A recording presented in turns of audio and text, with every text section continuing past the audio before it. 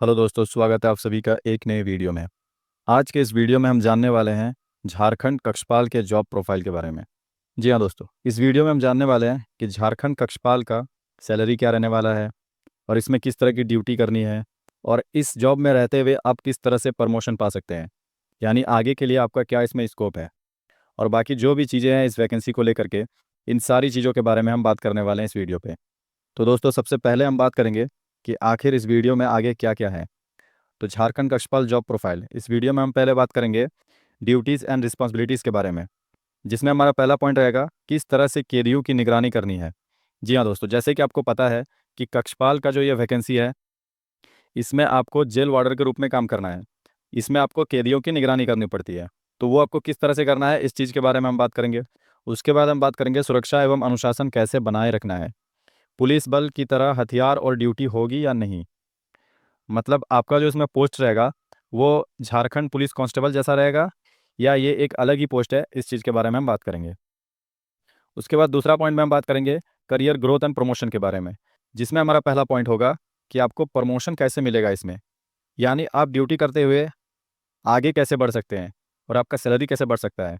नौकरी की स्थिरता एवं लाभ, ये नौकरी करते हुए आपको कैसा कैसा लाभ मिलेगा और इन सब चीज़ों के बारे में हम बात करेंगे पॉइंट नंबर 2 में।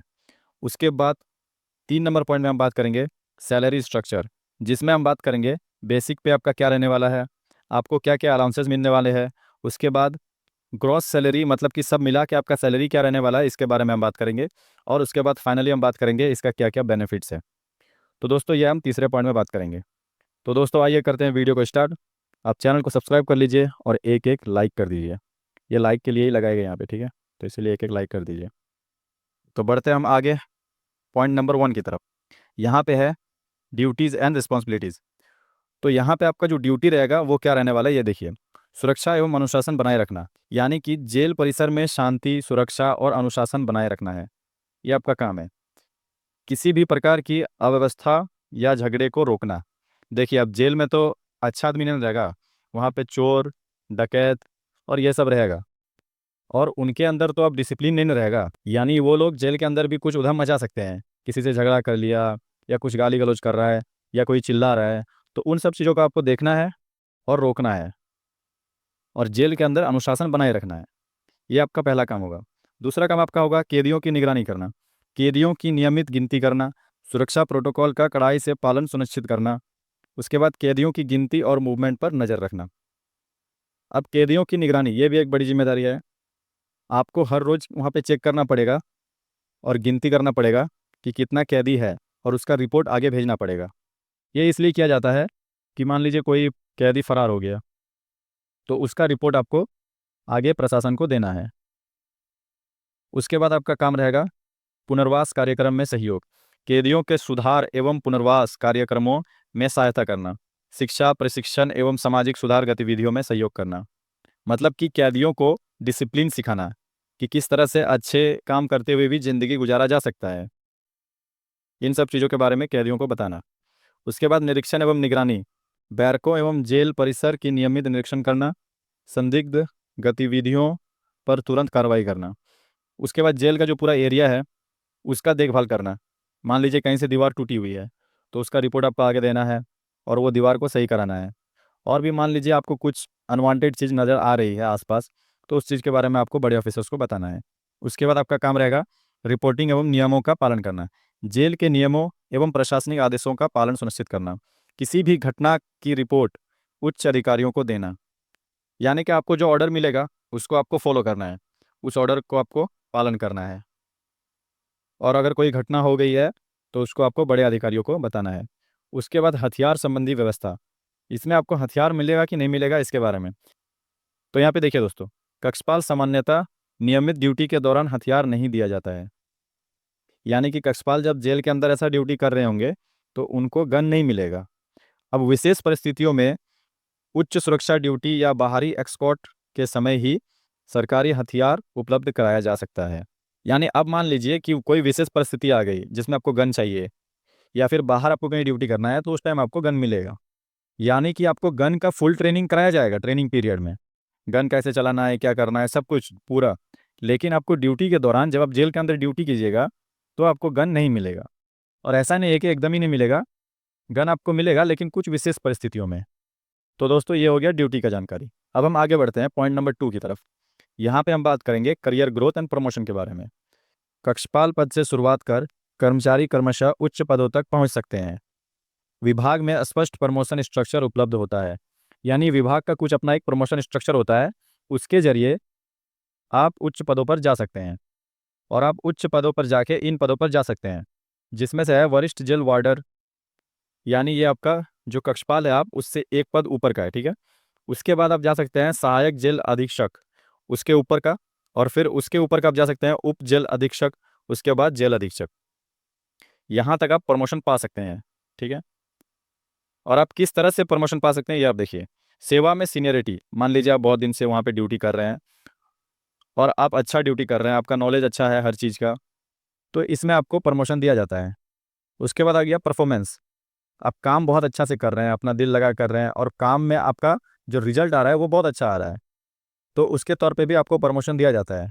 उसके बाद विभाग की परीक्षाएं, मतलब विभाग के अंदर कुछ कुछ परीक्षाएं होती हैं। जैसे मान लीजिए झारखंड पुलिस हो गया, इसके अंदर बहुत सारी परीक्षाएं होती है, जिसमें कि जो पुलिस में है वही बंदे इस परीक्षा को देते हैं। तो उस परीक्षा में भाग लेकर के और अच्छा रिजल्ट लाकर आपका प्रमोशन हो सकता है। इसके बाद हम बात करते हैं नौकरी की स्थिरता एवं लाभ। दीर्घकालिक नौकरी की सुरक्षा, ये नौकरी बहुत लंबा चलने वाला है, ऐसा है, ठीक है, 60 साल ऐसा चलेगा। उसके बाद आपको पेंशन का भी लाभ मिलेगा इसमें, यानी कि आप जब नौकरी छोड़ते हैं, आपका जब रिटायरमेंट होगा उसके बाद आपको पेंशन मिलेगा। सरकारी भत्ते एवं अन्य सुविधाएं भी है। स्थिर एवं सम्मानजनक सरकारी करियर है। यानी देखिए कुछ भी हो, हर तरह से बात यही है कि गवर्नमेंट जॉब है, और गवर्नमेंट जॉब बहुत सम्मानजनक जॉब है, ये हमें कोरोना काल में पता चला है, ठीक है। तो दोस्तों ये हो गया 2 नंबर पॉइंट कंप्लीट। और यहाँ पे लाइक का चिन्ह है तो आप लाइक कर दीजिए, आपको वीडियो अच्छा लग रहा है तो, ठीक है। अब आगे हम बात करते हैं सैलरी स्ट्रक्चर के बारे में। देखिए दोस्तों, इसमें आपका बेसिक पे क्या रहने वाला है, देखिए। बेसिक पे जो इसमें मिलता है वो लेवल 2 के आधार पर मिलता है। लेवल 2 का जो बेसिक पेमेंट रहता है वो रहता है 19,900 से 63,200 तक। ये बेसिक पेमेंट रहता है लेवल 2 का। और बाकी आपको इसमें अलाउंसेस मिलते हैं। अलाउंसेस यानी कि बाकी चीज़ें, जैसे कि आपका महंगाई भत्ता हो गया, मकान किराया भत्ता हो गया, ये सब आपको सरकार की तरफ से सैलरी के अलावा एक्स्ट्रा दिया जाता है, ठीक है। मतलब कि एक्स्ट्रा चीज़ें आपको मिलती है। उसका पोस्टिंग स्थान के अनुसार 8% से 16% तक मिलता है। मान लीजिए आपका पोस्टिंग कहीं दूर है तो उस आधार पर आपको मिलेगा, या तो मान लीजिए कोई अलग जगह पे है तो उस जगह के हिसाब से आपको पोस्टिंग स्थान के अनुसार भी आपको अलाउंसेस मिलते हैं। उसके बाद आपको मेडिकल फैसिलिटी भी मिल जाता है इसमें। और आपको यात्रा भत्ता भी मिलता है। मान लीजिए आप जहाँ पर ड्यूटी कर रहे हैं वो आपके क्वार्टर से दूर है, उस परिस्थिति में आपको यात्रा भत्ता भी मिलता है। उसके बाद वर्दी भत्ता। तो ये सब अलाउंसेस आपको सैलरी के अलावा एक्स्ट्रा मिलता है, जिससे सैलरी जुड़ के ग्रॉस सैलरी बनता है, यानी कि फाइनल पेमेंट जो आपको इन हैंड मिलता है आपके बैंक अकाउंट पर। तो वो आपको 30 से 35 हज़ार देखने को मिलेगा। यानी कि आपका बेसिक पे इसमें 19,900 है, और उसके बाद ये सब मिला करके, यानी कि जो अलाउंसेस है वो मिला करके आपका जो ग्रॉस सैलरी बनता है वो आपका 30,000 से 35,000 रुपये तक आपको इन हैंड सैलरी देखने को मिलेगा कक्षपाल में। समझ में आ गया आपको? ये ज़्यादा भी हो सकता है और एक आध हज़ार कम भी हो सकता है 30,000 से, क्योंकि वो आपका अलाउंसेस के ऊपर डिपेंड करता है। इस तरह से सैलरी ऐड होके आता है, ठीक है। तो ये तो हो गया सैलरी का बात, ये आपको समझ में आ गया। अब अन्य लाभ इसमें क्या क्या मिलते हैं देखिए। जब आप रिटायरमेंट हो जाइएगा, आपका ड्यूटी खत्म, उसके बाद आप घर बैठे पेंशन पा सकते हैं इसमें। और उसके बाद वार्षिक वेतन वृद्धि भी देखने को मिलती है। अभी क्या हो रहा है कि 8th पे कमीशन लागू होने वाला है, जिसके तहत जो मैंने आपको ये 30-35 हज़ार बताया, ये आपको 35 हज़ार से ऊपर भी देखने को मिल सकता है सैलरी, ठीक है। 8th पे कमीशन जब लागू होगा तो उसमें आपका सैलरी बहुत अच्छा से बढ़ेगा। उसके बाद प्रमोशन के साथ वेतन वृद्धि। आपका मान लीजिए अच्छा पोस्ट में प्रमोशन हो गया तो आपको फिर 50-60 हज़ार सैलरी देखने को मिल सकता है, ठीक है। तो इसीलिए गवर्नमेंट जॉब ऐसा होता है ना कि आपको एक बार कदम रख देना है यहाँ। कदम रखने के बाद आप जिस तरह से अपना स्किल डेवलप कीजिएगा, या तो आप में कोई नॉलेज है तो वो नॉलेज वहाँ पे बहुत काम आता है। और अगर आप अच्छा से ड्यूटी करते हैं, मन लगा के काम करते हैं, तो उससे भी आपको प्रमोशन देखने को मिल सकता है। तो इसीलिए दोस्तों अच्छा से तैयारी कीजिए इसका कक्षपाल का। पहले इसमें रनिंग होगा, फिजिकल होगा, कैसा क्या क्या होगा उसका वीडियो मैंने बनाया है, आप जा करके एक बार वीडियो को देख लीजिए।